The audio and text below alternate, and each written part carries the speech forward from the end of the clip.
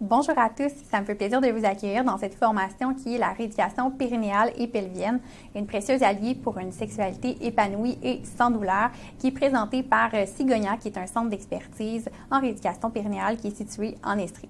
Alors, cette formation, elle est disponible sur la plateforme Sexualis.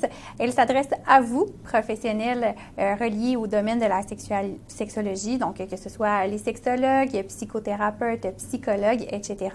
Le but de cette présentation est vraiment de démystifier ce qu'est la rééducation périnéale dans le but de faciliter le référencement et de s'assurer une meilleure prise en charge du patient. Alors, en fait, pour débuter, il y aura quand même quelques petites présentations et la formation, en fait, va se dérouler en 6 modules. Alors, le module 1 va vraiment servir à mettre la table et de vous faire mieux comprendre et démystifier la rééducation périnéale et pelvienne. En module 2, on va parcourir ensemble l'évaluation complète qui va se faire lors d'une visite initiale pour une femme ayant des douleurs sexuelles. En module 3, on va passer en revue les modalités thérapeutiques, donc l'ensemble des options de traitement qui s'offrent à nous comme physiothérapeutes pour mieux aider les patientes qui nous consultent. Module 4, en fait, c'est des conditions particulières.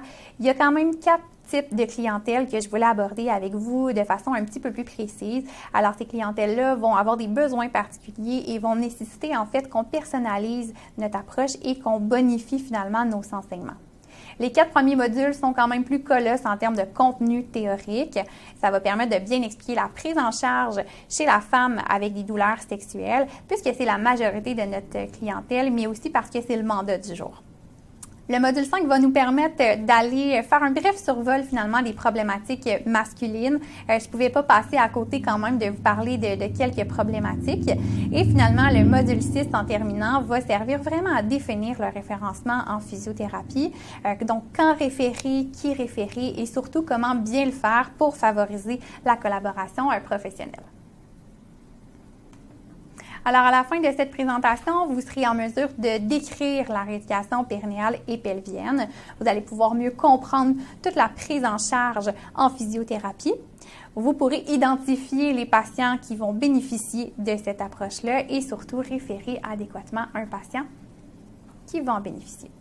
Alors, avant d'aller plus loin, je me présente. Donc, je m'appelle Jessica Roy, mon pronom est elle, et je suis physiothérapeute en rééducation périnéale et en orthopédie. Alors, il faut savoir que j'ai obtenu en fait ma maîtrise à l'Université Laval en 2016 en physiothérapie. Avant même d'avoir terminé mes études, j'avais déjà un intérêt pour la rééducation périnéale. Donc, j'ai pris les cours à option qui s'offraient à moi durant mon parcours universitaire. J'ai même eu la chance de réaliser quelques stages avec cette clientèle-là et ça a vraiment finalement confirmé mon coup de cœur. Ce qui fait qu'en fait, dès le début de l'année 2017, je me suis inscrite au micro-programme de 2e cycle en rééducation périnéale et pelvienne à l'Université de Montréal. Alors, la façon que le micro-programme est monté, ce sont des colloques qui durent entre 2 et 4 jours, qui sont principalement les week-ends, et on en a environ 7 par année. Le parcours universitaire à l'Université de Montréal va durer environ 2 ans et demi, ce qui fait qu'on peut continuer là, à travailler à travers cette formation-là. Donc, au fur et à mesure que les colloques vont avancer, on va peaufiner nos connaissances, parfaire certains concepts. Donc, on continue à travailler et on va ajouter des clientèles dans notre pratique tout au long de cette attestation-là.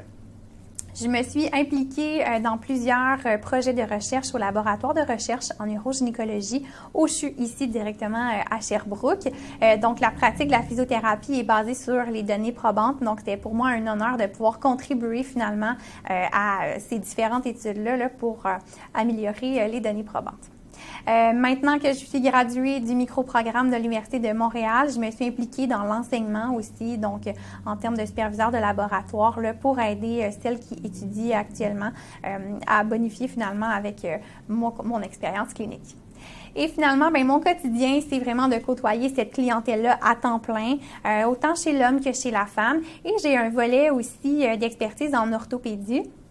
Évidemment, je ne traite pas des poignets ou des chevilles, mais quand même, les conditions orthopédiques que je traite ont un lien avec tout ce qui est tronc, bassin, hanche, donc très, très proche de mon expertise en rééducation périnéale.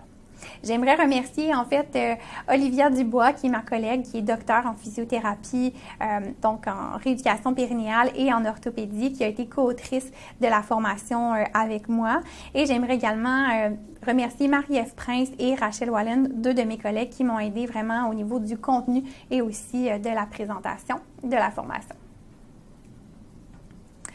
Alors, je travaille en milieu privé, donc chez Cigogna, comme je l'ai mentionné, qui est un centre d'expertise en rééducation pelvie, périnéale et pédiatrique depuis plus de 20 ans. Alors, on est très, très fiers pour une 3e année consécutive d'avoir été choisi, prix choix du consommateur, finalement, 2022.